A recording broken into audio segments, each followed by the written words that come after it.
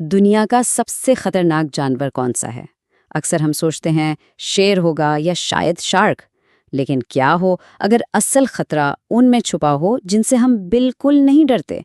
تو چلیں اس تجزیے میں خطرے کی اصل فطرت کو سمجھتے ہیں اور دیکھتے ہیں کہ شکل و صورت کتنی دھوکہ باز ہو سکتی ہے۔ اب ذرا اس تضاد کو دیکھیں۔ ایک طرف ہے یہ باسکنگ شارک، اس کا غار جیسا منہ دیکھ کر ہی خوف آتا ہے، لیکن حقیقت میں یہ ایک بے ضرر دیو ہے جو صرف پانی میں موجود چھوٹے جاندار کھاتا ہے۔ اور دوسری طرف یہ چھوٹا سا خوبصورت دکھنے والا زہریلا مینڈک، جس کے چمکدار رنگ اصل میں ایک وارننگ ہیں، ایک مہلک راز چھپائے ہوئے۔ تو چلے سب سے پہلے ان جانداروں کی بات کرتے ہیں جو اپنی خوبصورتی میں خطرہ چھپائے بیٹھے ہیں۔ سوچے ذرا، سمندر کی گہرائیوں میں ایک جیتا جاگتا زیور، بلو رنگڈ آکٹوپس، یہ اتنا چھوٹا سا ہے کہ ہتھیلی پر آ جائے اور اس کے نیلے رنگ کے چمکدار دائرے بھلا کس کو اپنی طرف نہیں کھینچیں گے۔ لیکن اس خوبصورتی کے پیچھے ایک نمبر چھپا ہے، 26۔ یہ صرف ایک نمبر نہیں، یہ ان بالغ انسانوں کی تعداد ہے جنہیں یہ چھوٹا سا آکٹوپس منٹوں میں موت کے گھاٹ اتار سکتا ہے۔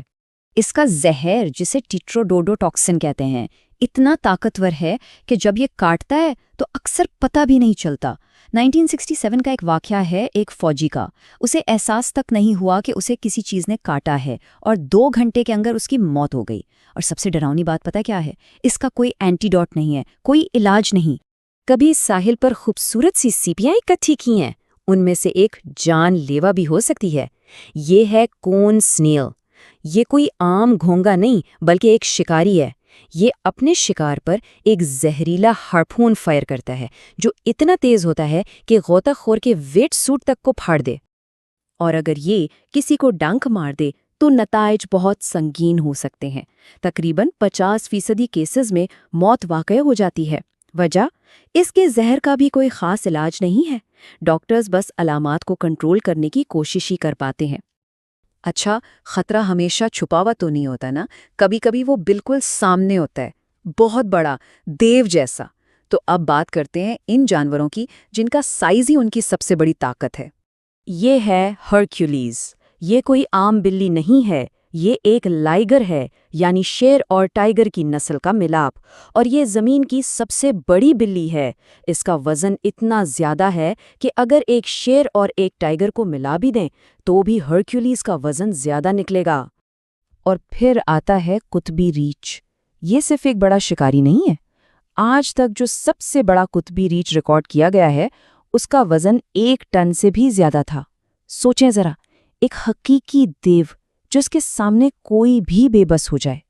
اب بات کرتے ہیں دنیا کے سب سے بڑے جانور کی، بلو ویل۔ اس کے سائز کا اندازہ لگانا ہے تو یوں سمجھ لیں کہ اس کی لمبائی ایک 10 منزلہ عمارت جتنی ہوتی ہے، اور وزن 150 ٹن سے بھی زیادہ، مطلب 25 افریقی ہاتھیوں کو ایک ساتھ کھڑا کر دیں، اتنا وزن۔ لیکن سب سے حیرانی کی بات جانتے ہیں کیا ہے؟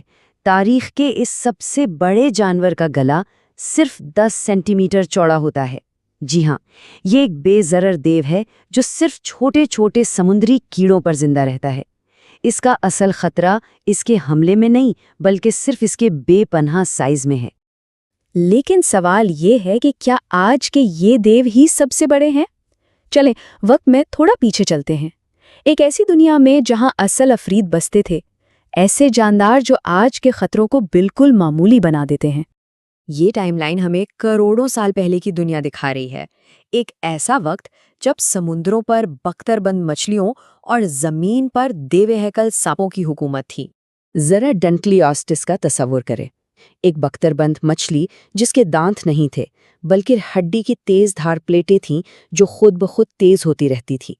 اور پھر تھا ٹائٹانوبوا، ڈائنوسارز کے بعد زمین کا نیا بادشاہ، ایک ایسا سانپ جو ایک اسکول بس سے بھی لمبا تھا۔ اور پھر ہے پریڈیٹر ایکس۔ اس قدیم سمندری جانور کی طاقت کا اندازہ اس بات سے لگائیں کہ اس کے جبڑے کی طاقت مشہور زمانہ ٹی ریکس سے بھی 6 گنا زیادہ تھی۔ ابھی تک ہم نے ایک ایک شکاری کی بات کی، لیکن کیا ہو جب خطرہ اکیلا نہ آئے بلکہ لاکھوں کی تعداد میں آئے؟